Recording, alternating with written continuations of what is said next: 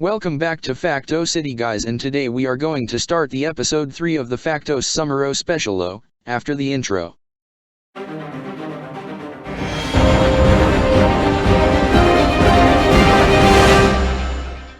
Today we are going to answer the question, why do researchers think Earth's mantle, not its core, may have generated planet's early magnetic field?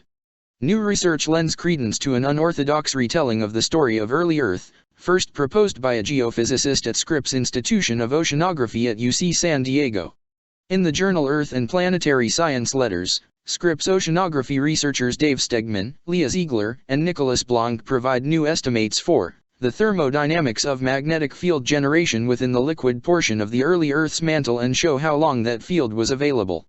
It has been a bedrock tenet of geophysics that Earth's liquid outer core has always been the source of the dynamo that generates its magnetic field.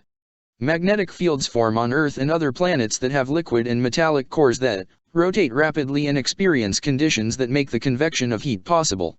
In 2007, researchers in France proposed a radical departure from the long-held assumption that the Earth's mantle has remained entirely solid since the very beginnings of the planet.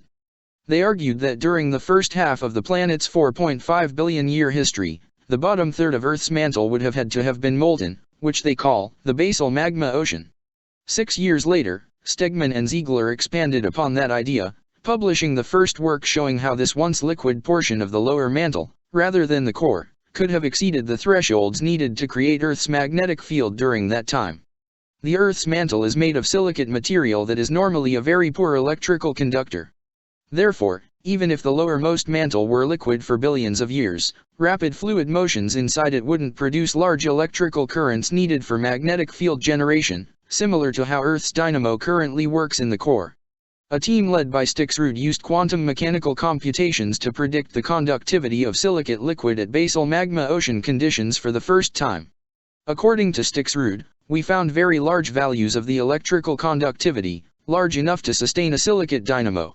In another paper, Arizona State geophysicist Joseph O'Rourke applied Stegman's concept to consider whether it's possible that Venus might have at one point generated a magnetic field within a molten mantle.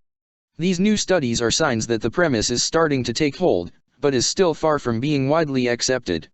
If Stegman's premise is correct, it would mean the mantle could have provided the young planet's first magnetic shield against cosmic radiation. It could also underpin studies of how tectonics evolved on the planet later in history. Okay, that's it for now. Tune the next time for more episodes. Till then, learn no facts from Facto. Bye.